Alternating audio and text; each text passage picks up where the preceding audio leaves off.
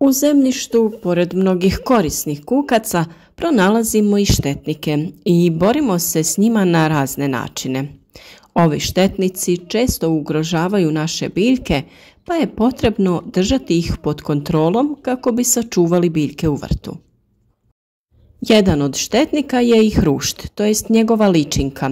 Kakvu štetu radi i kako se sa njim boriti, poslušajte u današnjem videu.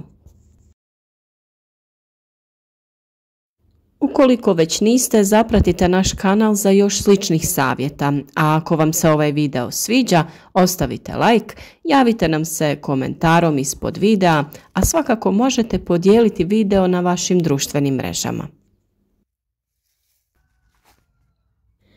Ličinke hrušta prezimljuju u zemlji, a započinju sa intenzivnom ishranom kada temperature tla dosegnu od 8 do 10 stepeni. Hrane se primjerice gomoljem krompira, ali ne buše hodnike, već uzrokuju nepravilne grizotine na površini. Bijele su boje sa smeđom glavom i 3 para vrlo razvijenih nogu, a zbog svog savinutog zgrčenog tijela i dobile su naziv grčice. Same ličinke, to jest grčice, duge su 6 cm, bijelkaste su i malo smeđe boje na području glave. Hrane se podzemnim biljnim organima zeljastih biljaka, odnosno korijenjem, rizomima, lukovicama i gomoljima. Za puni razvoj potrebno im je 3 do 4 godine i sve to vrijeme provode ispod zemlje. Velike štete prave u završnoj godini kada su već narasle i apetiti su im veliki. Odrasli kukci se pojavljuju u aprilu čim temperatura zraka prijeđe 20 stepeni te se hrane lišćem stablašica i grmova. Najviše jedu lišće koštičavih voćnih vrsta, kestena, povrća i cvijeća. Što se tiče zaštite, samo se u rijetkim slučajevima provode hemijska tretiranja. Treba prihvatiti biološku ravnotežu i ne treba uništavati sve za što mislimo da radi štetu, a hruštevi u iznimno rijetkim slučajevima nanose veće štete. Također, oni su ona bitna karika u biološkom lancu i hrana za brojne ptice, a njihovi prirodni neprijatelji su ježevi, krtice, rovci, vrapci i čvorci. Dobar saveznik u njihovom uklanjanju mogu vam biti i kokoši, ali samo u područjima gdje nemate usjeve jer bi i oni nastradali. Odbija ih češnjak, to jest bijeli luk, pa se kao međukultura na gredicama preporučuje njegova sadnja, iako u nekim slučajevima mogu napasti i njega. Kako iznimno vole korijenje salate, upravo nju možemo koristiti kao mamac i posijati na rubove gredica kako bi se grčice ondje hranile, te ih tako odvratili od ostalih kultura. Ukoliko ih u nasadu ili povrtnjaku nemate puno, možete ih iskopati i sakupiti, a preporuča se i češće rahljenje i okopavanje zemljišta. Na taj način ćete ih lakše pronaći i sakupiti. Od alternativa zemljišnim insekticidima za kontrolu i suzbijanje zemljišnih štetnika na poljoprivrednim kulturama vrlo uspješno se koriste entomopatogene nematode. One su naime mikroskopski jednostavni organizmi koji aktivno parazitiraju štetnika, ulazeći u tjelesnu šupljinu kroz prirodne otvore, ondje se razmnožavaju i zatim agresivno izlaze uslijed čega štetnik ugiba. Kada se nađe više od jedne grčice po kvadratnom metru, mogu se provesti mjere zaštite prije, odnosno za vrijeme sadnje, unošenjem u tlo insekticidnih granula, a prema FIS bazi dozvoljeno je samo jedno sredstvo, Force 1,5 gram, koji djeluje i na ličinke žičnjaka. One inače ne vole tlo bogato dušikom i zbog toga ih na takvim mjestima ili nema ili je njihova brojnost manja.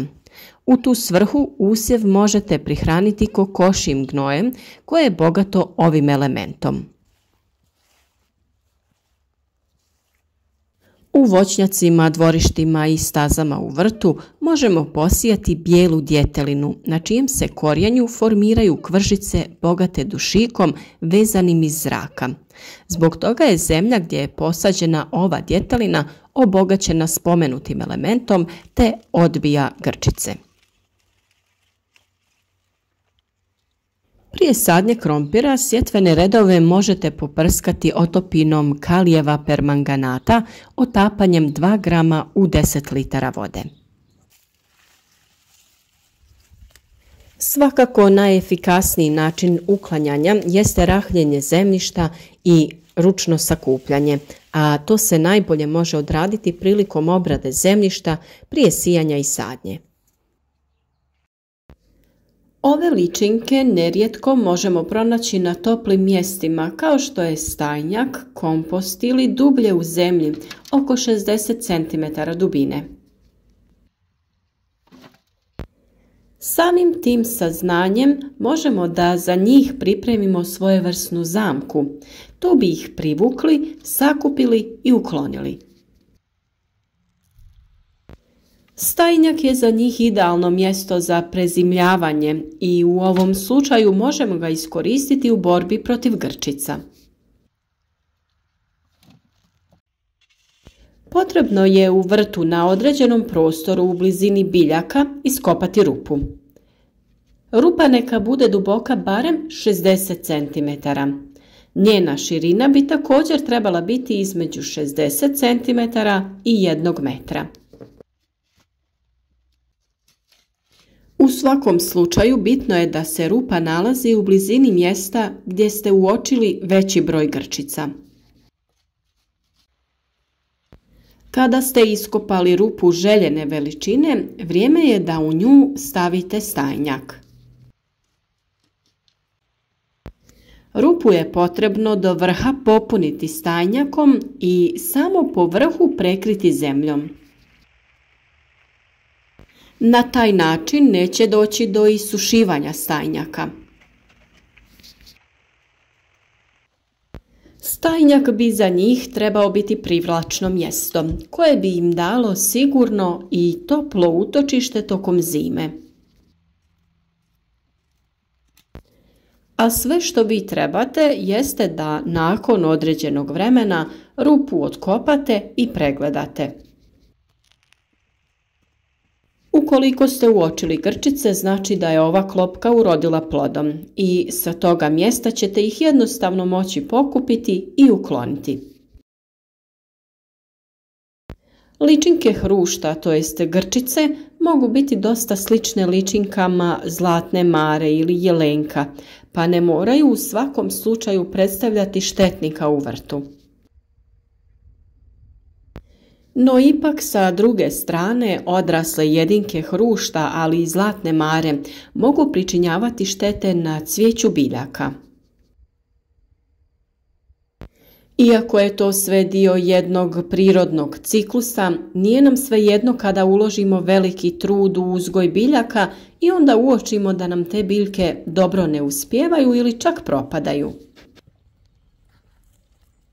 Ukoliko uočite ovakve ličinke, možete ih ukloniti iz vrta, kako bi bili sigurni da ste učinili sve da zaštitite vaš trud i rad. Prenesite ih negdje gdje neće činiti štetu ili ih ostavite kao hranu pticama. Samim tim se opet zaokružuje svojevrstan prirodni proces. Ovisno o tome kakvim se načinom vrtlarenja bavite, redovno obrađujte tlo u vašem vrtu. Ako imate sistem uzgoja bez kopanja, opet možete s vremena na vrijeme odraditi prozračivanje tla sa vilama ili nekim drugim alatom, kako bi spriječili zadržavanje nametnika. Baš sada u ovo vrijeme, kada je većina vrta očišćena od biljaka, idealno je da se pozabavite tlom. Pregledate prisutnost štetnika, obogatite ga različitim hranjivima poput stajnjaka, humusa, glistinca, pepela, popravite pH vrijednost zemljišta i slične poslove. Naravno da imate dosta savjeta o toj temi na našem kanalu, pa potražite te videe kako bi naredna sezona uzgoja bila što uspješnija. Podržite naš rad, zapratite naš kanal, ostavite like ili komentar. A mi ćemo i dalje da se trudimo i kroz naše video savjete donosimo provjerene načine uzgoja voća i povrća. Ukoliko budete imali problema sa pronalaženjem nekih od video savjeta, javite nam se u komentaru i mi ćemo se potruditi da vam stavimo link od videa koji vam je potreban.